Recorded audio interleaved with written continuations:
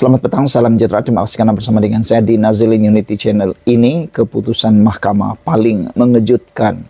Syed Saddiq Syed Abdurrahman. Anda tahu, Syed Saddiq Syed Abdurrahman telah pun dijatuhi hukuman bersalah oleh mahkamah baru-baru ini berkaitan dengan beberapa kes dakwaan yang berat. Dan beliau telah pun dihukum beberapa hukuman. Dan salah satunya ialah hukuman sebat. Namun demikian, berita pada petang ini bukan berkait dengan hukuman yang diterima oleh Syed Saddiq Syed Abdurrahman. Tetapi, mahkamah telah menolak permohonan muda untuk merujuk siasatan Hakim Nazlan ke Mahkamah Persekutuan. Hakim Mahkamah Tinggi Ahmad Kamal Mad Shahid berkata, permohonan itu tidak mempunyai merit. Mahkamah Tinggi menolak permohonan muda untuk merujuk isu perlembagaan yang timbul berhubung siasatan SPRM Suruhanjaya Pencegahan Rasuah Malaysia SPRM terhadap Hakim Nazlan Ghazali ke Mahkamah Persekutuan. Muda mahu Mahkamah Tertinggi menentukan sama ada SPRM mempunyai kuasa untuk menyiasat hakim mahkamah atasan yang sedang berkhidmat kerana melanggar Kod Etika Hakim 2009 dan mendengar kes walaupun terdapat konflik kepentingan. Parti itu memfailkan saman pada April 2023 memohon pengisytiharan bahawa penemuan atau pandangan SPRM bahawa Nazlan telah melanggar Kod Etika atau mempunyai konflik kepentingan semasa mendengar kes SRC International Sin Berhad adalah menyalahi undang-undang dan tidak berperlembagaan. Hakim Ahmad Kamal Mad Shahid berkata, permohonan untuk merujuk isu perlembagaan seperti itu tidak mempunyai merit. Beliau menegaskan bahawa Mahkamah Persekutuan dalam rayuan akhir SRC International Najib telah menangani isu konflik kepentingan. Kamal kemudian menetapkan 6 Februari untuk pengurusan kes. Pada 28 Julai tahun 2020, Nazlan mensabitkan Najib atas kesalahan salah guna kuasa, pecah amanah dan pengubahan wang haram membabitkan RM42 juta milik SRC International yang telah dimasukkan ke dalam akaun bank bekas Perdana Menteri itu. Akhirnya Najib dijatuhi hukuman penjara 12 tahun dan denda 210 juta. Sabitan dan hukuman itu dikekalkan pula oleh Mahkamah Rayuan pada 8 Disember 2021 dan Mahkamah Persekutuan pada 23 Ogos tahun 2022. Najib kini sedang menjalani hukuman penjara di penjara Kajang. Allahyarham Haris Ibrahim dan 2 peguam lain, Nur Ain Mustafa dan Srikan Pillai sebelum ini memfailkan saman terhadap SPRM yang mempersoalkan siasatannya terhadap Nazlan berhubung wang lebih 1 juta ringgit yang tidak dapat dijelaskan dalam akaun banknya. Ketiga-tiga mereka berkata siasatan itu melanggar kebebasan badan kehakiman dan prinsip pengasingan kuasa. Panel 7 anggota Mahkamah Persekutuan yang diketuai oleh Ketua Hakim Negara Tengku Maimun Tuan Mat sebulat suara mendapati siasatan SPRM terhadap Nazlan dijalankan tanpa mengikut protokol dan agensi itu gagal berunding dengan Ketua Hakim Negara sebelum memulakan siasatan. Sekian dulu untuk kali ini. Jangan lupa tinggalkan komen anda, tekan butang subscribe. Kita jumpa lagi. Bye-bye. Selamat petang, salam sejahtera. Terima kasih karena bersama dengan saya di Nazilin Unity Channel. Orang kata ini adalah punca Perikatan Nasional bakal bubar, kalah teruk dalam pilihan raya. Keputusan yang ini memang paling merugikan Perikatan Nasional. Ini apabila Menteri Besar Perlis kata, Dr. Mahathir masih boleh jadi penasihat SG4. Sedangkan baru-baru ini para penganalisis politik terkenal di Malaysia menyatakan bahawa sudah tiba waktunya mungkin PN perlu memutuskan hubungan dengan Mahathir. Kerana sekarang ini Mahathir dilihat lebih kepada beban, lebih kepada liability kepada Perikatan Nasional. Jadi, dengan keputusan yang dinyatakan oleh Menteri Besar Perlis ini bahawa Dr. Mahathir masih boleh jadi penasihat SG4, maka ianya tidak memberikan keuntungan langsung kepada Perikatan Nasional, bahkan sah lagi muktamad. Perikatan Nasional kini mempunyai beban besar untuk mendapatkan sokongan daripada para pengundi bukan Melayu. Tentunya orang India dan Cina sudah terkesan, sudah tersinggung tentang kenyataan yang dikeluarkan oleh Mahathir Mohamad. Ianya bukan berselindung-selindung, ianya bukan bersifat sindiran, sinis, tetapi direct to the point. Penganalisis menyarankan PN yang dianggotai PAS memutuskan kerjasama dengan Dr. Mahathir Mohamad susulan kenyataan terhadap kaum bukan Melayu. Menteri Besar Perlis Muhammad Shukri Ramli berkata, Dr. Mahathir Mohamad masih boleh menjadi penasihat tidak rasmi kumpulan 4 negeri di takbir PAS SG4 di sebalik kenyataan kontroversi terhadap kaum bukan Melayu. Shukri berkata, ini kerana pemimpin berusia hampir 98 tahun itu mempunyai rangkaian luas berdasarkan kedudukan dan pengalamannya sebagai Perdana Menteri selama lebih 22 tahun yang boleh dimanfaatkan Perlis, Kedah, Terengganu serta Kelantan. Kata beliau, dia boleh lagi. Penasihat okeylah. Rangkaian pun panjang dan banyak kawan, kata Adun Sanglang kepada FMT. Sukri yang juga pengerusi Pesuruhjaya PAS Perlis bagaimanapun enggan mengulas kenyataan Mahathir bahawa masyarakat India tidak setia kepada Malaysia kerana masih terikat dengan negara asal. Dalam temu bual dengan saluran berita Tamil Tanti TV dari Chennai, India, beliau berkata, orang India di Malaysia mesti ikut mereka, ialah rakyat Malaysia lebih daripada pendatang. Ditanya sama ada ini bermakna orang India di Malaysia harus berasimilasi sepenuhnya dan menjadi Melayu, Mahathir bersetuju. Terdahulu, FMT melaporkan saranan penganalisis supaya Perikatan Nasional dianggotai PAS memutuskan kerjasama dengan Mahathir dan berdepan penolakan pengundi bukan Melayu susulan kenyataan kontroversi Mahathir sering ditujukan kepada komuniti itu. Awang Azwan Awang Pawi dari Universiti Malaya berkata, Mahathir boleh dianggap liability dan sering dilihat sebagai sebahagian daripada Perikatan Nasional kerana peranannya sebagai penasihat SG4.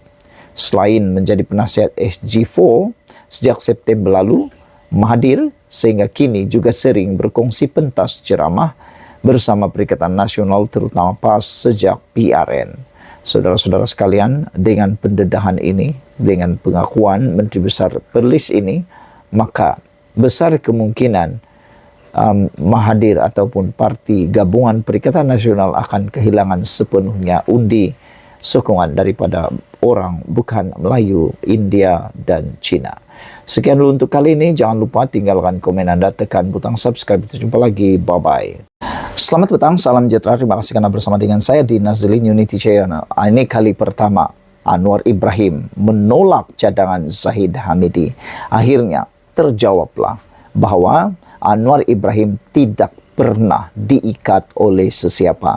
Kalau sebelum ini banyak walaun, banyak penyokong, banyak juga pengikut-pengikut Perikatan Nasional, TikToker Perikatan Nasional yang cuba mengaitkan kononnya Anwar Ibrahim ini pengikut, bahkan diikat oleh Zahid Hamidi, diikat oleh Barisan Nasional, diikat oleh UMNO. Ini buktinya. Anwar Ibrahim tidak pernah diikat oleh sesiapapun. Beliau memerintah mengikut jalur perlembagaan, bukannya jalur sesuka hati orang. Ini apabila kali ini bukti besar bahawa Anwar Ibrahim tidak pernah diikat dan tidak pernah takut dengan sesiapa. Apabila kali ini Anwar Ibrahim menolak cadangan Zahid Hamidi. Baru-baru ini cadangan Zahid Hamidi berkaitan dengan sepenggal RUU sepenggal pemerintahan itu sebenarnya boleh memberikan keuntungan kepada Anwar Ibrahim, tetapi Anwar Ibrahim tidak bersetuju dengan cara tersebut. Itulah kehebatan Anwar Ibrahim. Lainlah kalau orang ataupun pemerintah ataupun Perdana Menteri yang lain, ada Perdana Menteri yang lain ini jangankan menolak, bahkan takut nak melaksanakan parlimen, takut parlimen akan menuntut sehingga kan parlimen digantung. Tiada perbincangan berhubung cadangan timbalan Perdana Menteri Zahid Hamidi supaya satu rang undang-undang RUU diwujudkan untuk menghalang cubaan menjatuhkan kerajaan dominan dan dipilih secara sah pada PRU. Perdana Menteri Anwar Ibrahim berkata cadangan itu bukan keutamaan baginya kerana belum ada kata sepakat dalam kalangan pemimpin kerajaan perpaduan. Kami tidak membincangkannya lagi. Ia agak premature. Ada cadangan tetapi bagi saya ia bukan keutamaan, katanya kepada media selepas Majlis Perasmian Kecerdasan Buatan AI untuk Rakyat di UPM. Sabtu lalu, Zahid mencadangkan diwujudkan RUU untuk mengekalkan kerajaan sehingga tamat penggal. Susulan dakwaan wujud usaha menumbangkan pemerintahan Anwar menerusi langkah Dubai seperti dilaporkan media. Zahid berkata RUU itu penting bagi menghalang usaha menumbangkan kerajaan atau tebuk atap yang dipilih melalui pilihan raya, seterusnya menstabilkan negara. Dalam pada itu, Anwar turut membidas pihak pembangkang yang disifatkan terdesak untuk menjatuhkan kerajaan kerana tidak mempunyai sokongan 1/3 di Parlimen. Saya tidak pernah memikirkan itu, perkara serius tentang langkah Dubai. Ini war-war pembangkang yang terdesak dan seperti langkah Dubai, saya tak komen pun, ini tak ada asas, katanya. Sumber dipetik daripada Free Malaysia Today. Saudara-saudara sekalian, inilah buktinya bahawa Anwar Ibrahim di luar jangkaan dan tidak pernah mengecewakan kita. Beliau bekerja tanpa diikat oleh sesiapa. Kalau anda kata dia diikat oleh Zahid Hamidi lah, diikat oleh DAP lah, diikat oleh parti-parti tertentu lah, itu adalah fitnah dan itu adalah pembohongan paling besar sekali. Kerana buktinya sudah ada. Timbalan Perdana Menteri sendiri mencadangkan kebaikan untuk Anwar Ibrahim, kebaikan untuk negara ini, kebaikan untuk kerajaan ini. Tetapi Anwar Ibrahim kata dia belum lagi membincangkan, bahkan tajuknya menolak cadangan Zahid Hamidi untuk sepenggal. Sekian dulu untuk kali ini. Jangan lupa share video ini. Kita jumpa lagi. Bye-bye. Akhirnya, Anwar Ibrahim bersuara tentang isu Tun Mahathir yang cuba mempersoalkan kesetiaan orang India dan China di Malaysia. Kita tunggu demi tunggu apa jawapan daripada Anwar Ibrahim berkait dengan Mahathir. Adakah Anwar Ibrahim akan membuat tindakan yang drastik terhadap Mahathir? Persoalannya itu hanya boleh dijawab oleh Anwar Ibrahim dan juga Menteri Keselamatan Dalam Negeri.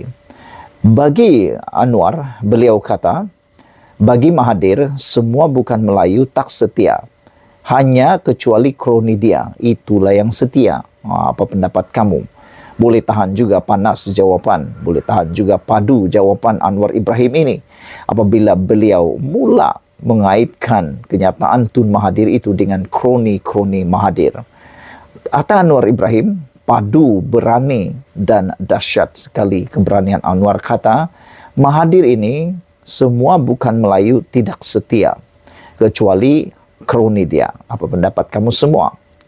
Kata Anwar Ibrahim, sama sekali kerajaan, kata Anwar Ibrahim, sama sekali tidak bersetuju dengan pandangan yang dikemukakan Dr. Mahathir Mohamad yang tidak berpuas hati terhadap tahap kesetiaan kaum India dan China di Malaysia.